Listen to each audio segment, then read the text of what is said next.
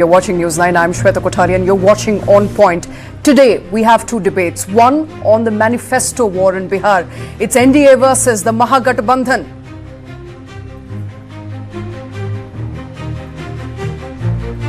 And On Point 2 is on American Vice President J.D. Vance's Christianity conversion pitch to his Hindu wife, Usha Vance. All that and more coming up very shortly. But first up, let's take a look at headlines. As Bihar campaign hits a crescendo, RJD candidate Veena Devi's car vandalized while escorting Jan Suraj supporter Dularchand Yadav's body.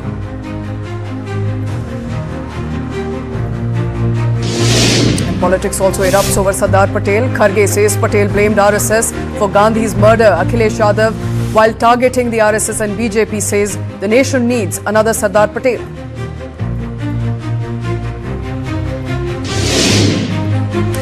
A Bengal cop sparks outrage with sexist remarks, uses Kali Puja to shame women.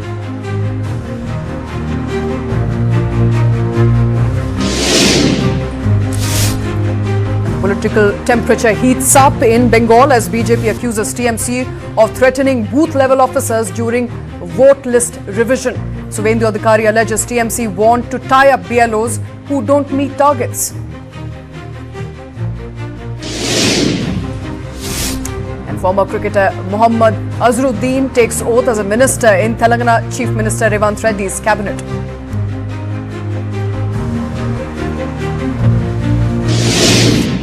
Another Israeli attack kills 3 Palestinians in Gaza. Testing fragile truce between Tuesday and Wednesday, Israel retaliated for the death of an Israeli soldier with bombardments that killed at least 104 people.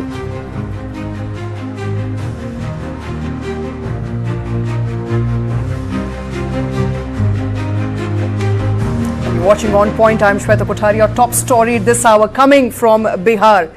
And the battle for Bihar is reaching its crescendo, especially with both NDA and Mahagathbandhan releasing their manifestos today.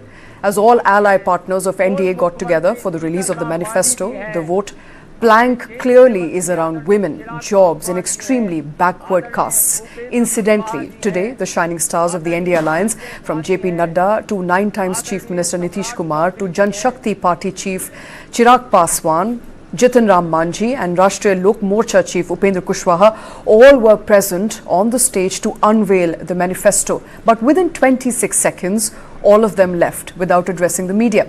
It was the Deputy Chief Minister Samrat Choudhary who read out the manifesto and fielded media queries. In contrast, about 3 days ago, Mahagathbandhan manifesto release saw all senior leaders of the alliance address the media. In fact, Tejashwi Yadav, who has now been declared as the Mahagathbandhan's chief ministerial face, spoke at length about his vision and the details of his manifesto. But beyond the optics lies the poll promise. It's NDA manifesto versus the Mahagathbandhan manifesto. Listen in to some of these voices who spoke on what lies in the agenda as far as manifestos is concerned. ये बिहार की जनता को समर्पित है। Bihar NDA को लगातार समर्थन देते रहा है और बिहार की जनता अब विकास के मॉडल पर चल रही है और बिहार की जनता जानती है कि एनडीए की सरकार मोदी जी के नेतृत्व में, नीतीश जी के नेतृत्व में, चिराग पासवान जी के नेतृत्व में, जीतन राम मांझी जी के नेतृत्व में, उपेंद्र कुशवाहा के नेतृत्व में विकास और डेलीवर लोगों के जनता तक सुविधा पहुंचाने का काम एनडीए की सरकार कर रही है। इसलिए हमें पूर्ण भरोसा है कि जनता में हमने काम किया है और आगे हम भी करेंगे। इतना भरोसा के साथ हमारा संकल्प पत्र आज जारी हुआ। नहीं, देखिए, जो लोग सत्ता में बैठे हुए हैं, पिछले 15-20 सालों में उनको बिहार की जनता ने कई बार अवसर दिया। वो घोषणा पत्र और संकल्प पत्र में क्या लिखते हैं उसका कोई बहुत महत्व नहीं है, क्योंकि जनता ये भी देख रही है कि इनके ये तो हर बार यही कहते हैं, एक नया घोषणा पत्र बनाते हैं, नए तरह की घोषणा करते हैं, करना उनको कुछ नहीं, करना उनको वही है जो पहले से कर रहे हैं। और जो बिहार की स्थिति अभी है, आप इन सारे संकल्प पत्र और घोषणा पत्रों के बाद भी देश के सबसे गरीब और पिछड़े राज्य हैं। 50 लाख से ज्यादा बच्चे अभी भी छठ में किस तरीके से, कितनी दुर्दशा से वापस लौटे हैं, ये पूरे देश ने अभी देखा है, 5 दिन पहले देखा है। तो ये तो इन संकल्प पत्रों के, घोषणा पत्रों के, वादों के, प्रण के पीछे का जो झूठ है उसको दिखाता है। इसका कोई महत्व नहीं है। The opposition Mahagathbandhan had declared its manifesto earlier this week. Let's now take a look at what the two major alliances, which is the NDA versus the Mahagathbandhan, are promising to the voters and how do they compare. For the show today, we will look at them from the lens of employment, women's welfare, healthcare, education, farmers' welfare promises and the promises made to SC, ST and OBC. Jobs are at the heart of both manifestos. The NDA is promising 1 crore jobs through a mix of government and private recruitment backed by skill centers in every district. The Mahagathbandhan goes bigger, pledging 1 job per family, which is about 2.5 crore jobs in total, and promising to regularize contractual and outsourced workers.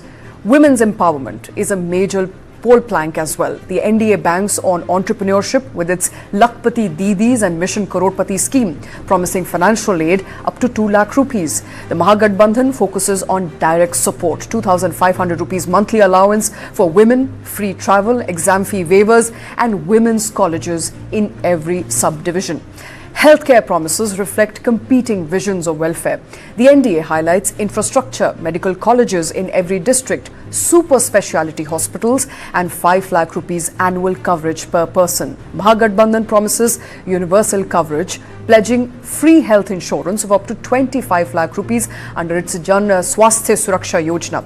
Education also finds a central space in both the manifestos. The NDA vows free schooling from KG to PG, 5,000 crore rupees in school upgrades and aid for SC students. Mahagathbandhan stresses on access. New degree colleges in about 136 blocks, women's colleges in each subdivision and free travel plus exam fee waiver for aspirants. Now both alliances are wooing Bihar's rural voters. The NDA offers about 9,000 rupees yearly aid to farmers, 1 lakh rupee and 1 lakh crore rupee, in fact, investment in agriculture investment, particular the MSP for all crops as well. Mahagathbandhan is matching the MSP pledge, but also adds APMC revival, higher Manarega wages, and also doubling of employment days from 100 to 200. The NDA focuses on targeted upliftment of backward communities, which is about 10 lakh rupees assistance to EBCs, a Supreme Court-led committee and residential schools for both SCs and STs. Mahagathbandhan pushes for structural reforms, expanding SC, ST and MBC quotas and promising to scrap the 50% reservation cap while also extending its affirmative actions to private institutions beyond government institution. Now back to optics. The manner in which the NDA manifesto was released, and it was left to Deputy Chief Minister Samrat Choudhary to address the media instead of the Chief Minister Nitish Kumar, has got Bihar's political corridors abuzz.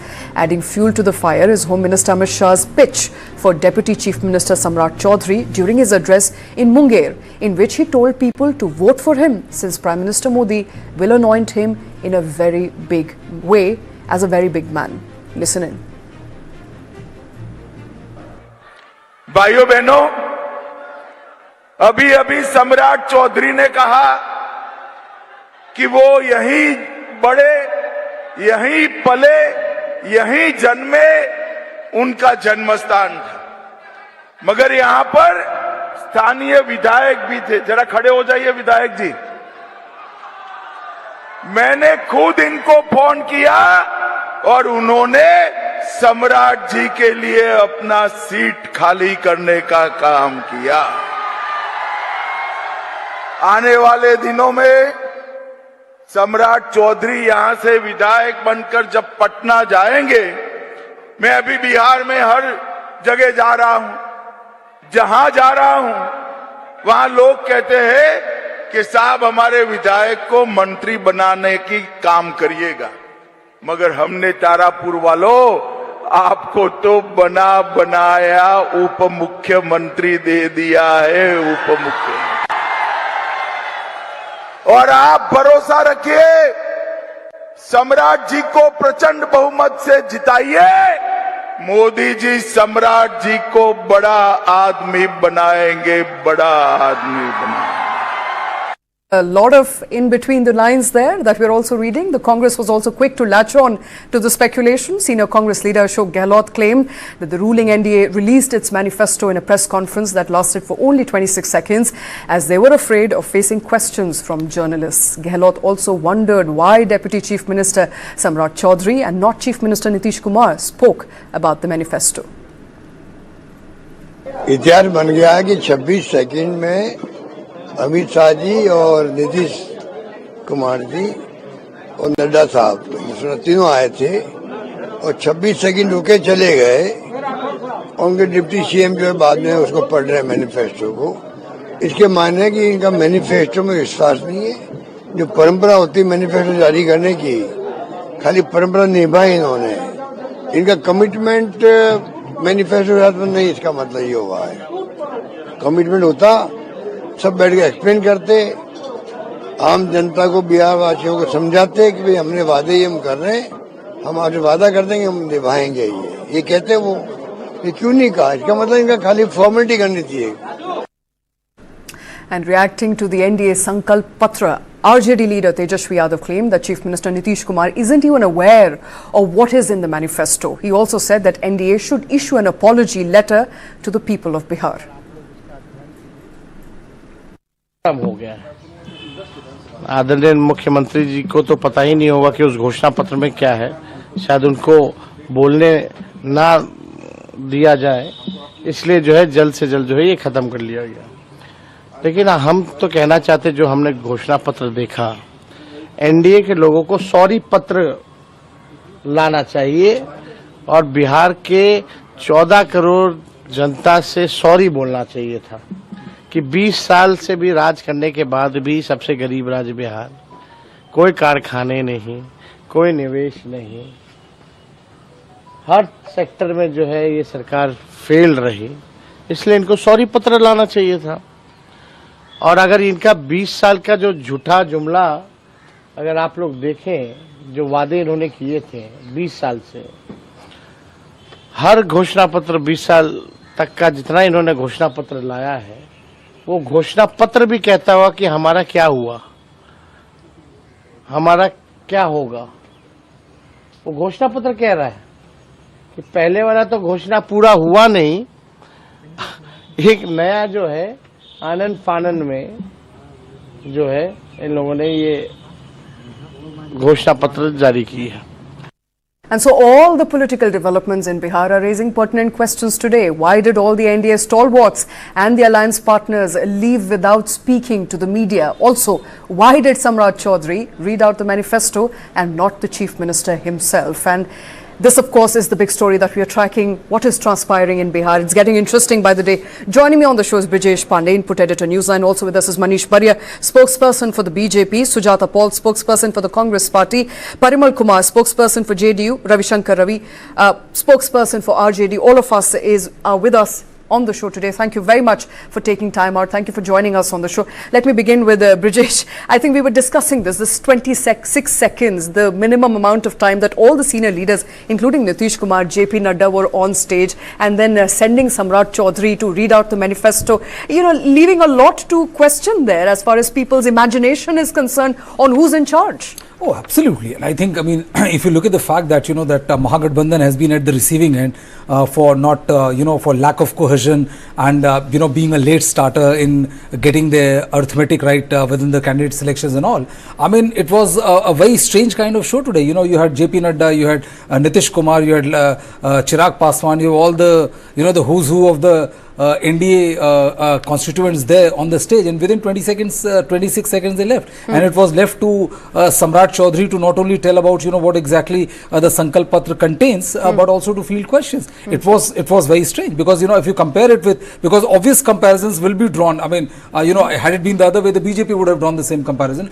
it was the major chunk of Mahagathbandhan's Sankalpa Ghoshna Patra was articulated by Tejashwi Yadav, who's their official chief ministerial candidate. And as we played the sound bite yesterday, when Amit Shah said that हमने आपको एक बना बनाया उप मुख्यमंत्री दे रहे हैं, but Modi ji ने कहा है कि हम और बड़ा आदमी बनाएंगे. It has also lent very fuel to the speculation which is doing the round. So it was indeed very strange. It was strange. Manish Bharia, do you find it strange? It comes given that just about a day ago, Amit Shah, the Home Minister, also went on to say कि सम्राट चौधरी को बहुत बड़ा आदमी बनाएंगे, बने बनाए उप मुख्यमंत्री हैं. It will add fuel to the fire as to where is Nitish Kumar in all of this. Namaskar to you and Brajesh ji and all my co-panelists and all the viewers. Nothing of that sort. In fact, Amit Shah ji has spoken in high terms for our Deputy Chief Minister, and that is something based on his work, because he has worked a lot for the party as well as for the development of Bihar, and that is for the people of Bihar. They have experienced that. So he was just echoing the sentiments of large sections of people of Bihar and electorate of Bihar, especially from his region, and that's something which is a good thing, isn't it? Everybody looks for growing in life, and he has the capability, right? And in the similar manner, there was a time where and we still believe that Nitish ji has also that kind of a stature. So therefore, everybody has aspirations, and I think a lot of people are reading too much into it. But having said that, I have to say, I understand politics is all about subtleties, but this is more than subtle. This is a promise that Home Minister is making in the battleground, saying that don't wait, he will be a bigger man. And what more do we want? No, it's a good thing, but we do not know in what way and how he's going to be a bigger man. Amit Shah ji has said earlier also in many of the constituencies, when you must have noticed in other state elections as well as parliament elections, right? So I'm sure Prime Minister and Home Minister would have something good in his mind. And what's wrong? No, nothing's wrong. Nothing's wrong at all. I mean, if there is any position bigger than the Deputy Chief Minister, I think it is the Chief Minister.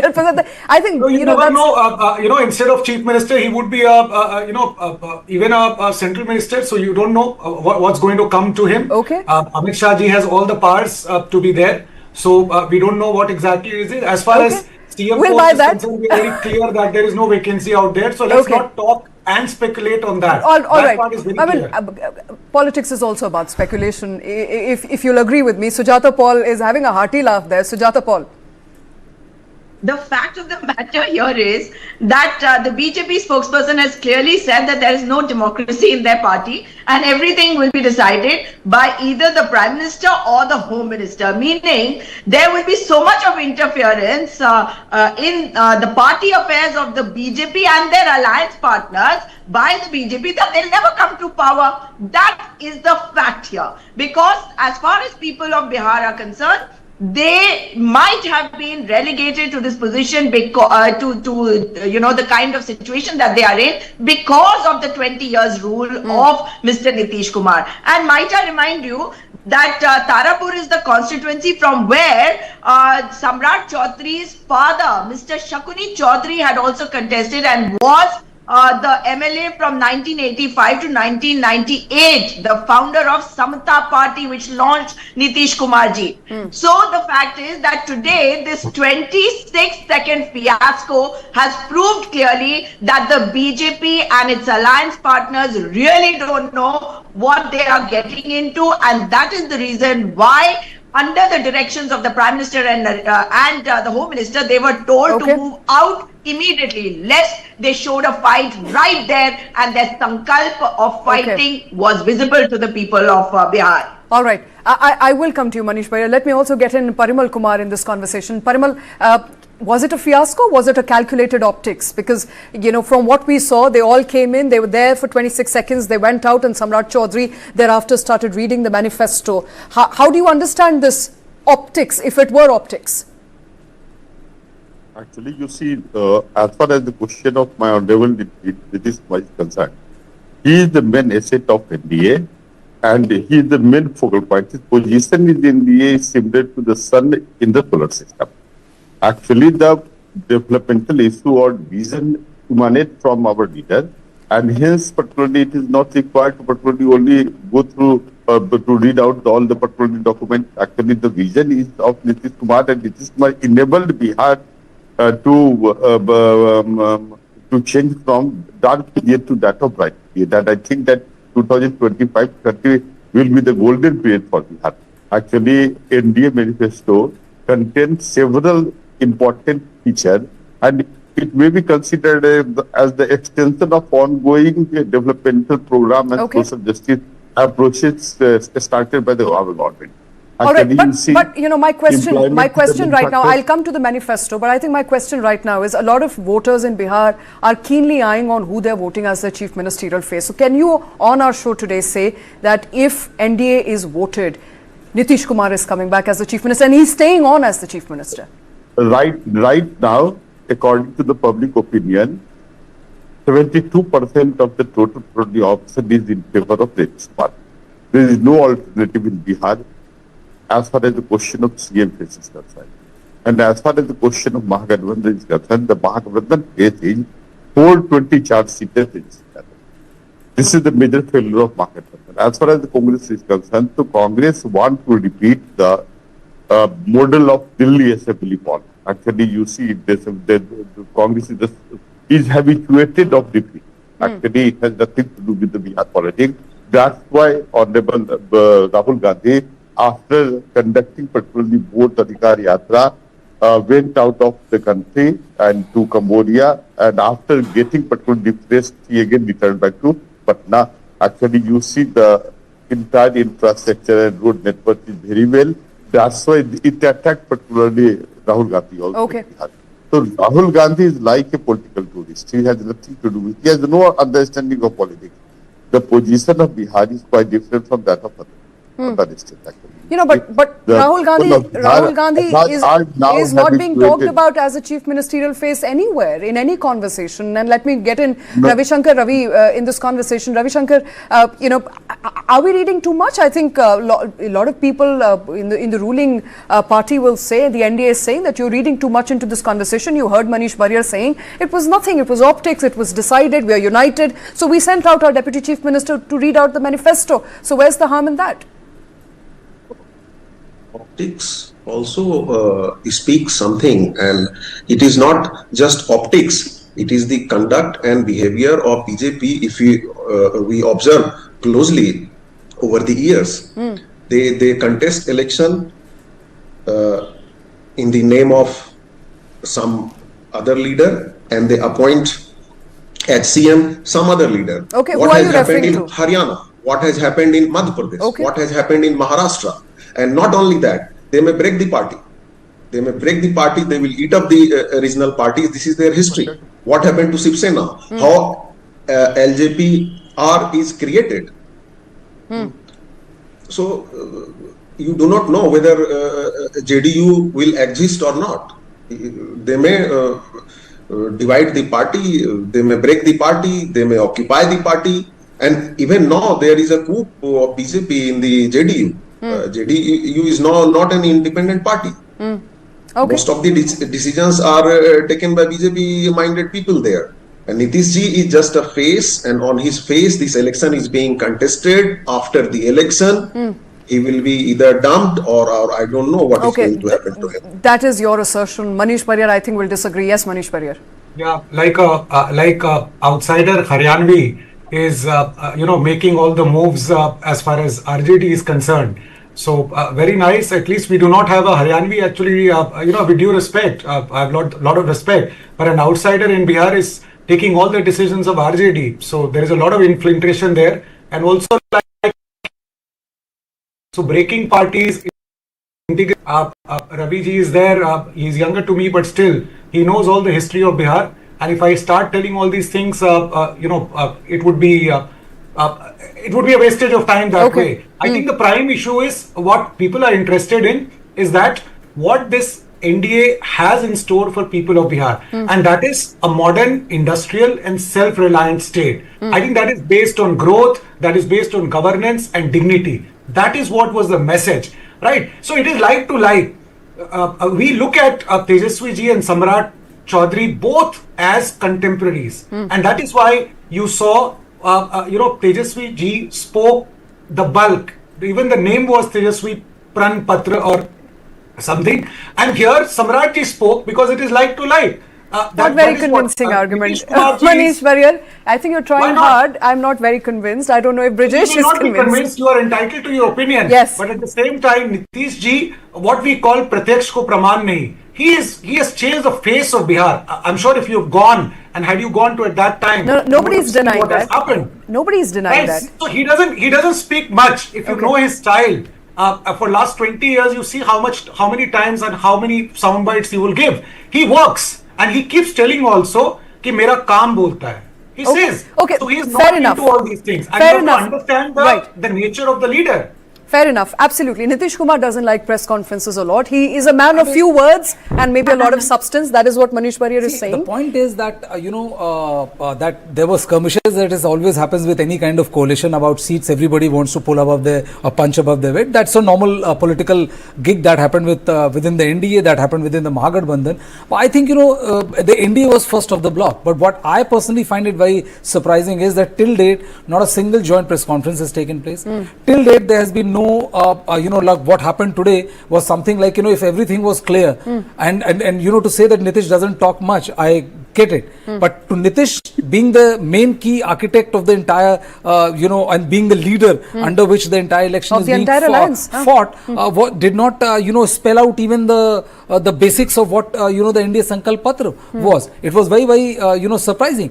And I think, the key question would be also, and I would love Manish to answer that because he would know more, is why did this dichotomy happen? Why wasn't Nitish Kumar, allowed to take center stage, or why didn't he take center stage? Or for that matter, like for like, then you also have Chirag Paswan. So, why was Chirag Paswan not there? And why was other, Upendra Kushwaha not there? I mean, there could have been a show of strength. What was show of strength turned out to be a show of strength, a show of BJP. I mean, show of strength for the BJP party. Okay, Manish Variyar, your response. I mean, this is the first impression which most of us gleaned when we went through the entire. No, see, I think there is a difference between a challenger and someone who's continuing in the government. Sat Nischay 1 and Sat Nischay 2. Parimalji obviously is from GDU, but all the people in Bihar knows that this entire manifesto which is there, a lot of things. The vision of Nitish ji and Prime Minister Modi is all integrated, and most importantly, whatever he has spoken, once he said, I won't go for election if Bihar is not electrified 100%. You tell me how many people, how many leaders in this country would have guts to say that? Okay. And he did that. Right? So everything he has put in earlier manifesto, and that is more important than what we are discussing. You look at the track record of Nitish ji, last time the manifesto, before that manifesto, and see that what he has put in Sat Nischay 1 and 2, whether he has delivered or not. This manifesto, what is more important is that this manifesto is real, aspirational, and something which the people of Bihar believes that he along with NDA is going to deliver it. But the manifesto of UPA is hilarious, right? You look at the manifesto; it's a butt of jokes. Let's talk about manifesto since we are on that conversation. I think we're looking at a lot of comparisons. We're looking at comparisons on jobs, female welfare, empowerment. We are also looking at social security, and it does look like when we pull those graphics on our screens, it does look like more or less they are the same, apart from a few tweaks here and a few tweaks there. On the jobs issue, you said about 2.5 crore jobs, Manish Variyar, is not possible, but you're also promising about 1 crore jobs. You think there's a basic difference? Okay, Shweta ji, there's a basic difference. Okay. When we say we use Naukri or Rojgar, they are saying government jobs. There's a fundamental difference. We have been in the government, we know the challenges, we know what is feasible and what is aspirational. But we can't make ourselves a butt of jokes by saying things which will, the whole world will laugh. So what we have said is, and what we have done. So we have done, 10 lakhs job before that. We are aspirational, we know what's going to happen. Okay. And let me tell you that what are the steps that this government has taken to ensure that 1 crore jobs are given. So we have opened polytechnics in every district. We have opened engineering colleges in every district. We have opened medical colleges in every district. We have done so much of work, groundwork. Where are the jobs going to come and where will the labor come? There will no trained labor in Bihar. where will the industry come from? Okay. There was nothing, no supply. All right. People from Karnataka are not going to come to Bihar and then open up, or they are going to work in factories. We didn't have any training centers out there. Okay. There were no centers of excellence. Nothing understood. was there. Let's get in Sujata Paul into this conversation. So, Sujata Paul, 2.5 crore government jobs. How is it even possible if that's what you're promising? The fact of the matter is that in the Lok Sabha 2024 manifesto, we had promised that if we came to power, we would get every single private company also to ensure that our youngsters were taken in as interns. Who has implemented it? It is obviously the NDA alliance which has come to power, and they have borrowed it from our manifesto. Have they done it? That means they did not have a vision to do it. Now, coming to the jobs that you're talking about, if these jobs are there, that means the BJP spokesperson is admitting that these vacancies have not been fulfilled by them, and this is a poll promise only. And they will not fulfill it. Please don't speak in between. I did not speak when you were speaking. Now, coming to the Mahagathbandhan, the fact of the matter Manish is that one it's after not the other, please. only the vacancies which are going to be filled, but also the contractual workers who are going to be regularized. And there are a whole lot of jobs which are out there through the government sector also, and in a number of ways attached to the private sector that we are going to be working on. Now, we are not going to give away our strategy right now, but rest assured that these jobs will be given. What have you done? You have bribed the women of Bihar by giving them 10,000 rupees by DBT right now because you could not give it earlier. We have promised that we will empower the women of Bihar. We will save them from the lawlessness which you have inflicted on the people of Bihar. There are people all right, who are Sujata, murdered. There are police officers who are being all right, murdered. Sujata, understood. There are women, there are girls who are raped, killed, but you do nothing. There are girls who are facing crimes like domestic violence, etc. What have you done? We have a vision for every single problem, and that is why we are promising, things in our manifesto which are tried, tested, and we are sure that we are going to deliver them, not like you all. All right, understood. 30 seconds. Yes, Manish Bharia. She has no understanding of how a job is created. She has no understanding, and I'm not surprised. By the way, Sujata Paul, you're not going to speak. Sujata Paul, you will not. Let's cut the mic there. Bihar creates. Sujata, we'll cut your mic if you don't allow Manish Bharia to speak. Sujata, if you don't allow Manish Bharia to speak, this is not. Please, can we? This is not a street fight. Let's be civilized. There has to be some basic understanding of how a job is created in a state, right? You are promising jobs. That is 90% of the government jobs that are created in 1 year in the entire country. Okay. Right? Are you not taking all the people of Bihar as well as country for a ride? I don't have any words to say that. And then you have the guts to speak that we will put it contractual workers. How many contractual workers are? Okay, know that? I think the two of you, the two of you need to keep your tempers down. I have other important manifesto points to discuss. Let me get in Ravi Shankar Ravi in this conversation. Ravi Shankar Ravi. No, Sujata, I think we've had our time now on this issue. Let's get in Ravi Shankar Ravi. Ravi Shankar Ravi, one of the manifesto promises that you're making is to do away with the Waqf board. You say you want transparency when it comes to, Waqf properties, but you still want to do away with the Waqf amendment bill. What's happening there? Are you appeasing the minority? Is what you're doing essentially what your ally partner does in the opposition at the centre? See, Waqf bill, Waqf board, they all have existed since before, and there was a lot of corruption, and that corruption has come out in public. It will be whatever changes have to be made. They will be made in consultation with the minority communities. In consultation with the Muslims, not dictating a community by what they have to do, what they do not have to do, not alienating them politically, socially, economically, culturally, and otherwise. And also, the manifesto released by NDA is a document of deception, is a document of failure, is a document of non-commitment of their 20 years of rule. See, what they have promised. I will very briefly put before you 3 points. Upgradation of Jila school. In every Jila, in every district, there is a school. Okay. So now they will upgrade it after 20 years. In 20 years, they could not upgrade it. Nutritional And what is to say they did not upgrade it in 20 years? Nutritional midday meal. They want to upgrade it in their next meal term. was That does not mean they did not upgrade nutrition. it in their existing tenure. No. Flood-free Bihar, what they have done for the flood problem. So Tejashwi ji has rightly said that they should come up with a sorry Patra first. And then they should talk about the manifesto. And they have copied so many things, sports policy, IT park, educational city, and MSP. This is very surprising. Minimum support price guarantee they will give. But agricultural produce market committee, APMC Act was repealed in 2006 by this government. Right. Earlier existed. So APMC is not there, and they will they are talking about MSP.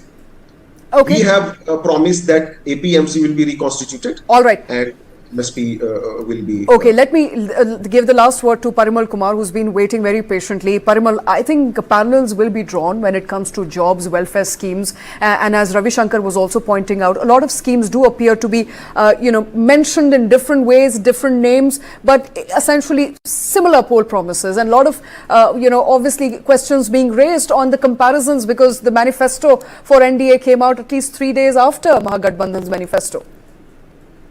Is there any comparison between Nitish Kumar and that of Tejashwi Yadav, which 420 charge has been framed by now the court? As far as the question of Congress spokesperson was saying that, so this she should know that Bihar is the global example of women's empowerment. As far as the question of employment is concerned, the NDA government is the government of commitment. Okay. We provided employment to 50 lakhs of the people, of the youth, and actually we have well-defined provision to impart or provide employment to 1 crore to 25-30. Actually, you see, RJD culture was that of Charwaha Vidyalaya model, but actually Nitish Kumar ensured the starting of engineering college in every district of Bihar, and the fee is only 10 rupees per month. Actually, in every particularly, that more than 15 medical colleges are operational and 21 is under particularly under construction. Okay, so actually you see NDA government is the government of vision.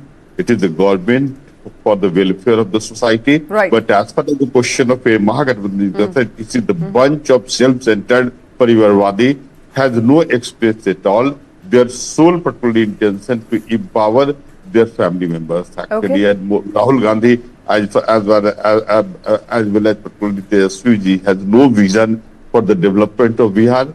If they be given particularly power, they will return, bring jungle as part second. Because you see, I think we've heard that narrative far too many times. As far as the question of minority is concerned, Nitish Kumar was the person who conducted maximum work for the welfare of minority. It was the Congress during whose period Bhagalpur communal right was conducted, and the RJD government done nothing for them. But when Nitish Kumar came in power, he constituted 2 committee, and right now the government is providing pension to every supporter of Bhagalpur. Okay, during RJD understood. Government, more than 130 communal rights held in Bihar, 128 caste particularly war held, but massacre held in Bihar actually, and you see. The only industry which was flourishing in Bihar was the kidnapping and ransom industry, which was being regulated by many would say the crime rate has also gone up. Many would say the crime rate has also particularly gone up during JDU's term, at least in the last 1 year. A lot of people being shot in hospitals, shot on streets, shot on in their homes. I think. Actually, Nitish Kumar is not only particularly Gentlemen, as much as I would like to continue, we understand Bihar is as heated as it gets, but we have completely come to the end of this discussion. I thank you all for taking time out. We will, of course, reconvene this discussion, but my colleague Brijesh Pandey there, Manish Barrier, Sujata Paul, Parimal Kumar, as well as Ravi Shankar Ravi. Thank you very much, all of you. of you for taking time out. And coming up next on Point 2 is American Vice President J.D. Vance's Christianity conversion pitch.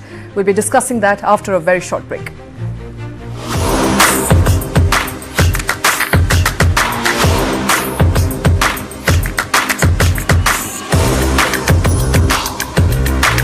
This is India's #1 news network, and you're watching News9. English news as it should be. Associate sponsor. Ever ready? Give me power. Give me red. आप हमें जानते नहीं पर मानते हैं. Daily मुझे constipation की problem होती है. मैं क्या करूं? 2 स्पून काफी है. ये प्रॉब्लम दूर करने के लिए लायन डेट सिरप. इसमें आयरन, फाइबर्स, विटामिन्स, बीमारी से लड़ने की ताकत बहुत ज्यादा है. फाइबर, कॉन्स्टिपेशन से रोकथाम. रोजाना 2 स्पून लायन डेट सिरप हल्के गर्म दूध में भी मिलाकर पी सकते हैं. लायन डेट सिरप रोजाना 2 स्पून. विक्रम चाहे जितना भी फड़फड़ा ले, ढूंढ नहीं पाएगा.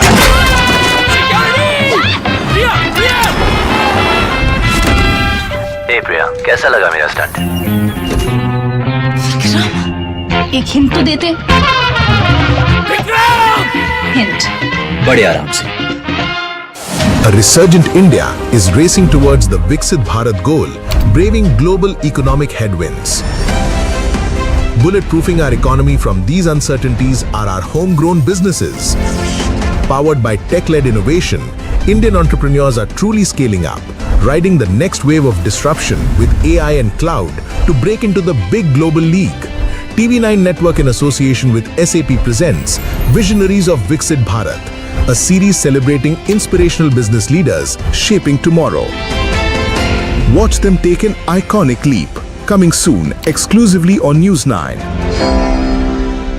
What is to the nines? In literal terms, it's perfection. But to us, it's not just a phrase, it's an attitude. One that starts at your desk and sends a statement to the world. To the nines is about taking charge.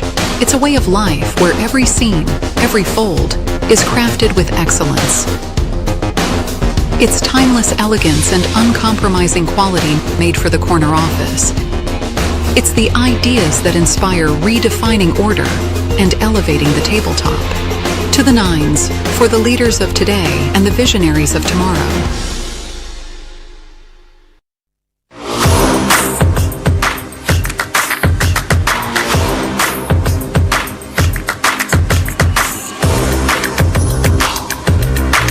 This is India's #1 news network, and you're watching News9. English news as it should be.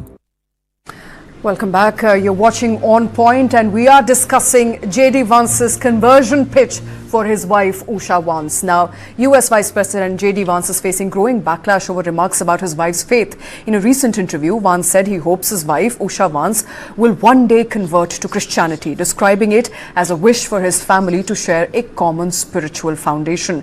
Vance said, and I hope eventually that she somehow is moved by the same thing that I was moved by in church, and I hope eventually my wife comes to see it in the same way.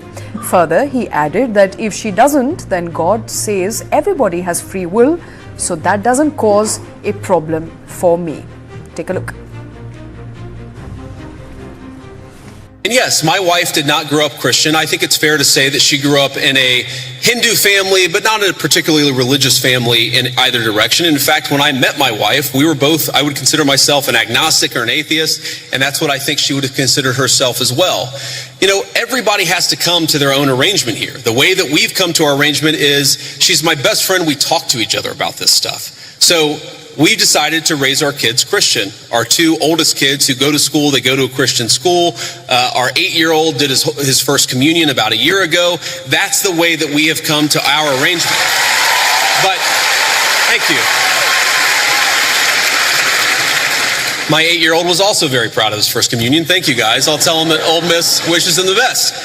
But I think everybody has to have this own conversation when you're in a marriage. I mean, it's true for friends of mine who are in Protestant and Catholic marriages, friends of mine who are in, atheist and Christian marriages. You just got to talk to the only advice I can give is you just got to talk to the person that God has put you with, and you've got to make those decisions as a family unit. For us, it works out.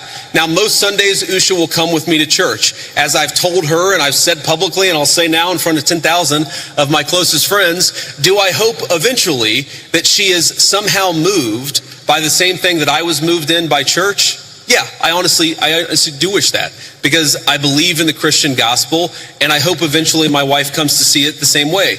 But if she doesn't, then God says everybody has free will, and so that doesn't cause a problem for me. That's something you work out with your friends, with your family, with the person that you love. Again, one of the most important Christian principles is that you respect free will. Usha's closer to the priests who baptized me than maybe I am. They talk about this stuff. My attitude is you figure this stuff out as a family, and you trust in God to have a plan, and you try to follow it as best as you can, and that's what I try to do. And that's US Vice President J.D. Vance. The statement has drawn sharp criticism. Interfaith advocates and members of the Indian American community have called it tone deaf, arguing that it reduces interfaith harmony to a question of conversion. Now, J.D. Vance has also described his wife as an atheist, but that label is also being questioned, given that Usha Vance was raised Hindu and the couple married in a traditional Vedic ceremony in 2014. The apparent inconsistency has sparked wider debate about authenticity and respect for religious diversity.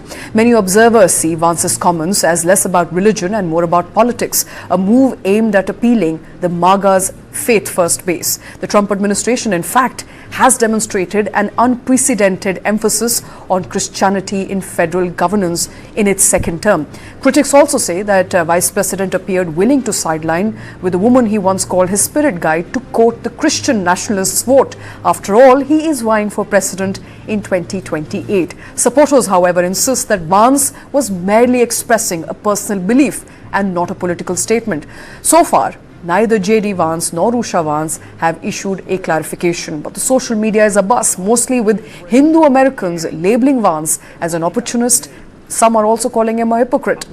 And to talk more about the building story on social media as well as our team, that a lot of people will be asking is whether J.D. Vance's statement today is a matter of that he is ready to step into President Trump's shoes if required. Then he backed off a bit from that and disappeared from public scrutiny for a presidential run, where he thinks that a wife who is Hindu may reduce his support in the MAGA base. So he's made it clear that he's had 3 children from a Hindu wife who have been baptized and are being raised Christian, that he is what you call a Christian who has rediscovered Christianity.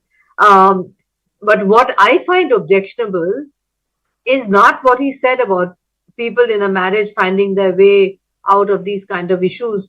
That's not a problem for me. What I find objectionable is that he is describing his wife, who was brought up in a devout Hindu family, as atheist to suit his political base, because he said she was atheist, I was atheist when we met. In other words, that they were too young to figure out, because they were atheists and in love, what a difference in religion means. That is objectionable to me. And moreover, I hope he understands that if he continues to make these kind of statements, he will be losing votes in the Indian base, which supports him strongly because of his Usha connection. Absolutely. And in fact, on our screens right now, Ambassador, is how Indian Americans are voting, their voting preference. And you look at it from 2012 to 2024, Republicans are now quoting more votes than ever. They have about 31 to 32% of Indian Americans voting for them. So my next question, therefore, Professor Swaran Singh, from you is, does this change anything? Because Hindu Americans, Indian Americans are angry. They're angry because they believe that Vance perhaps is not accepting the fact that his wife was raised in a Hindu family, and some are even saying he's thrown her under the bus for the sake of his ambitions to vie that presidential chair by 2028. First of all, I think Usha Vance is not someone unknown. Her views on her marriage with J.D. Vance, her views on her India family, her views on religion are on record to see. That's something very clear. So I wouldn't venture to deal with the whole speculations about their marriage, and to some extent even avoid the idea of how JD Vance looks at Hinduism. I think that's something that the US Commission on International Religious Freedoms should be looking at. Absolutely. I'm expecting them to make a comment on this. My concern primarily is what happens to American politics. And I think that is where the larger threat is, where lately we have seen that the conservative Christians, Judeo-Christian sort of nationalism is on the rise. And they have often been the votaries of asking US state to declare Christianity as state religion. And that I think is being showcased in MAGA, and clearly Republicans have historically been known as largely supported and dominated sometimes by the white Christian community, conservatives, compared to Democrats being more interfaith and more sort of liberal in terms of religious choices. So does this mean pandering to those Judeo-Christian conservative white Christian voices and potentially opening the doors for this whole debate on declaring Christianity as state religion of United States? I can understand his desperation about the 2028 elections, and that has been also in news lately. In fact, during his travel to Asia, President Trump had again mentioned that he has competent people, indicating to JD Vance and Marco Rubio as people who would actually be contesting 2028 elections. But I think this is really myopic way, because as you mentioned, traditionally the Indian American community was largely seen leaning towards Democrats, has gradually also expanded their support to the Republicans. But I am not concerned whether he's going to lose that vote. I think what it indicates to the trends that might emerge in American politics, that should be worrying all of us, because that will hit on the very basic values of liberal democracy in United States. All the steps, Professor Swaran Singh, all the steps that Trump administration has taken, in fact, rolling back diversity, equity, inclusion program, I think that image is already dented to some extent. Karan Verma, would you agree that it's not about an inclusive America anymore, it's about conservative America now? And more importantly, when it comes to Vance's credibility after that statement that he made, especially among the Indian American voters, that credibility is also dented, because he has in the past spoken about his wife and the fact that his wife continues to be his spiritual guide, despite the fact that she is born in a Hindu family. Absolutely. And I think Vance's credibility is flushed down the toilet, if you ask me. And I'll quote what Vance said back when he was campaigning during the 2024 elections. He said, "Usha brought a newfound respect for the role of spirituality in providing purpose and resilience in my life. My transformation, though rooted in Christianity, was infused with the spiritual oneness that Hinduism often encourages." He pretty much said that it is Hinduism. In fact, he goes on to say the Hindu philosophy of karma yoga or selfless service resonated with my desire to address issues facing my hometown and others across the United States.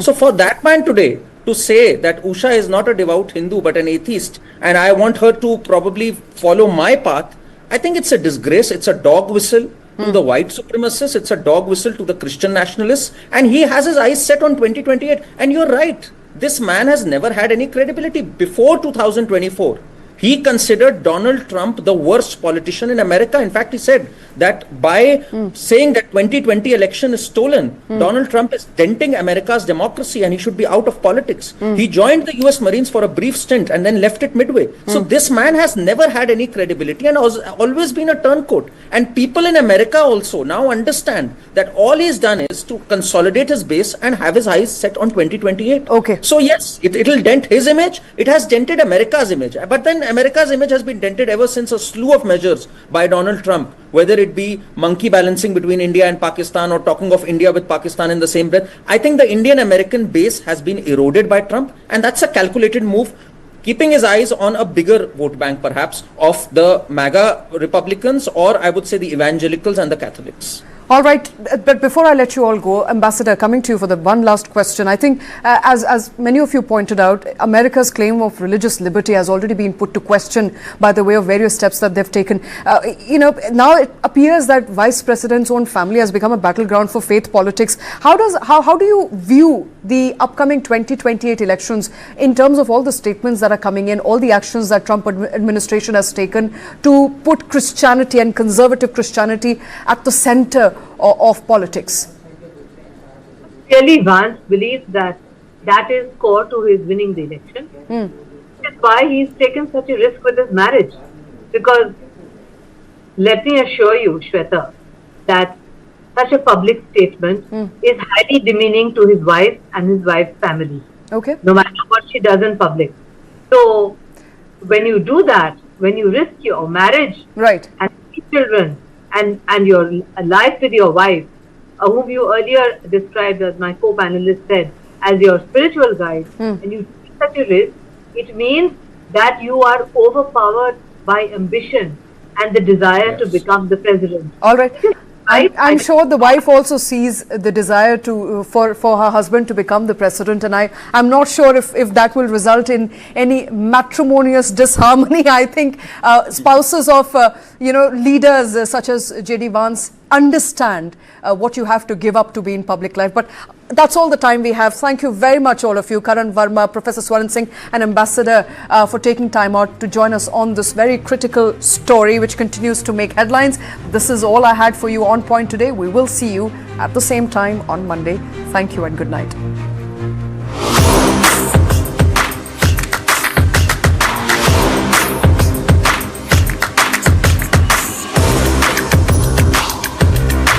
This is India's #1 news network, and you're watching News9, English news as it should be. Irregular periods and unbearable pain. उसके लिए क्या करूं? 2 spoon काफी है। ये problem दूर करने के लिए लायन डेट सिरप। इसमें आयरन, फाइबर्स, विटामिन्स, किसी भी बीमारी से लड़ने की ताकत बहुत ज्यादा है। रोजाना 2 स्पून लायन डेट सिरप हल्के गर्म दूध में भी मिलाकर पी सकते हैं। लायन डेट सिरप रोजाना 2 स्पून। भाई साहब, आपने भारत कनेक्ट का नाम सुना है? एक और social media app.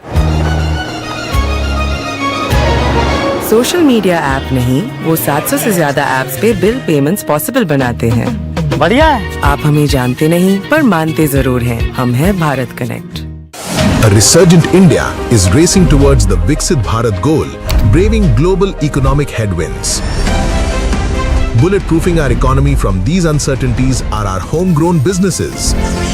Powered by tech-led innovation, Indian entrepreneurs are truly scaling up, riding the next wave of disruption with AI and cloud to break into the big global league. TV9 Network in association with SAP presents Visionaries of Viksit Bharat, a series celebrating inspirational business leaders shaping tomorrow. Watch them take an iconic leap. Coming soon, exclusively on News9.